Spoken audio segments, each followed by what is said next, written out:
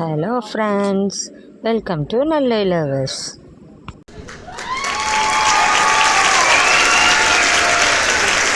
Hello friends, welcome to நல்ல lovers.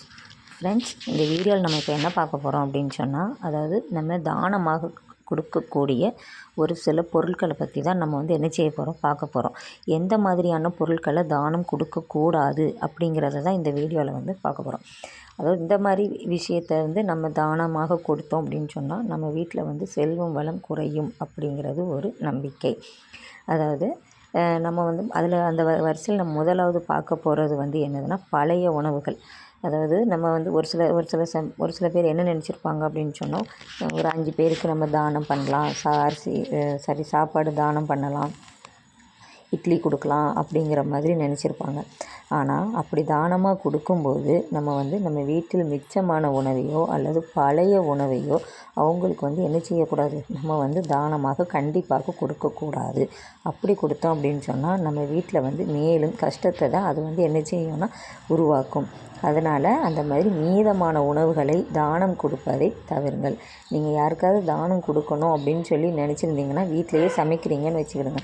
First அவங்களுக்கு எடுத்து தனியாக வச்சுட்டு அதுக்கப்புறம் நீங்கள் அதை சாப்பிட்டுட்டு அந்த ஃபஸ்ட்டு எடுத்து வச்சு பார்த்தீங்களா, அந்த சாப்பாடை எடுத்துகிட்டு போய் யாருக்கு தானம் கொடுக்கணும்னு நினைக்கிறீங்களோ அவங்களுக்கு தானம் கொடுங்க. அதுதான் தானம் பண்ணுவதற்குரிய முழு பலனையும் உங்களுக்கு கண்டிப்பாக கொடுக்கும். இந்த வரிசையில் நம்ம அடுத்தது 2வது என்ன பார்க்க போகிறோம் அப்படின்னு சொன்னால், கூர்மையான பொருட்கள். அதாவது ஒரு சில பேர் சரி என்கிட்ட 2 கத்தி இருக்குதா, நீ ஒன்று வச்சுக்க அப்படின்னு சொல்லிட்டு யாருக்காவது கொடுப்பாங்க. அது இரும்பு சம்மந்தமான பொருட்கள், கத்தி, கத்திரிக்கோல், அருவா, அந்த மாதிரி பொருட்கள் ஒரு சில பேருக்கு தானமாக கொடுப்பாங்க. கண்டிப்பாக அந்த மாதிரி கொடுக்கக்கூடாது. நமக்கு அது துரதிர்ஷ்டத்தையே ஏற்படுத்தும். ஊசி தானே அப்படின்னு சொல்லிட்டு வச்சுக்கன்னு சொல்லிட்டு கொடுத்துருவாங்க. கண்டிப்பாக அப்படி கொடுக்கக்கூடாது. அதே மாதிரி நீங்கள் அந்த மாதிரி கொடுக்கணும் அப்படின்னு சொல்லிட்டு உங்களுக்கு ஒரு சூழ்நிலை ஏற்பட்டால் ஒரு ரூபா இல்லைன்னா 2 ரூபா ஏதாவது ஒன்று வாங்கிக்கிட்டு அதுக்கப்புறம் நீங்கள் கொடுங்க. அதை ஃப்ரீயாக அவங்களுக்கு கொடுத்தீங்க அப்படின்னு சொன்னால் உங்களுக்கு அது துரதிர்ஷ்டத்தையே ஏற்படுத்தும்.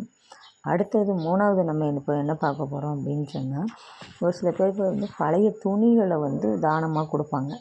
அந்த மாதிரி நம்ம என்ன செய்யக்கூடாது, கொடுக்கக்கூடாது. நீங்கள் தானம் கொடுக்கணும் அப்படின்னு நினச்சிங்கன்னா புது ட்ரெஸ்ஸை எடுத்து அவங்களுக்கு கொடுங்க. உடுத்து நீங்கள் கிழிஞ்சது அந்த மாதிரி இதெல்லாம் நம்ம அவங்களுக்கு நம்ம தானமாக கொடுத்தோம் அப்படின்னு சொன்னால் நமக்கு அதிர்ஷ்டம் குறையும். நம்ம அதிர்ஷ்டம், அதாவது நம்ம அந்த துணியோட என்ன செய்ய நம்மளுடைய அதிர்ஷ்டம் அவங்களுக்கு சேர்ந்து போயிடும். அதனால் அந்த மாதிரி துணி கொடுக்குறதையும் நீங்கள் என்ன செய்யுங்க, அவாய்ட் பண்ணுங்கள். இப்படி ஒரு சில விஷயங்கள் நம்மளை அறியாமலே நமக்கு செய்யக்கூடிய ஒரு விஷயந்தான் நம்ம வீட்டில் நமக்கு செல்வ வளத்தை குறைக்குது. அதனால் நீங்கள் சாப்பாடு கொடுக்குறதா இருந்தாலும் சரி, புதுசாக கொடுங்க. கத்தி ஏதாவது கூர்மையான பொருட்கள் கொடுக்குறதா இருந்தாலும் காசு ஏதோ கொஞ்சம் வாங்கிக்கிட்டு கொடுங்க. அதேமாதிரி துணிமணி ஏதாவது தானம் பண்ணணும் அப்படின்னு நினச்சாலும் புதுசாக எடுத்து கொடுங்க.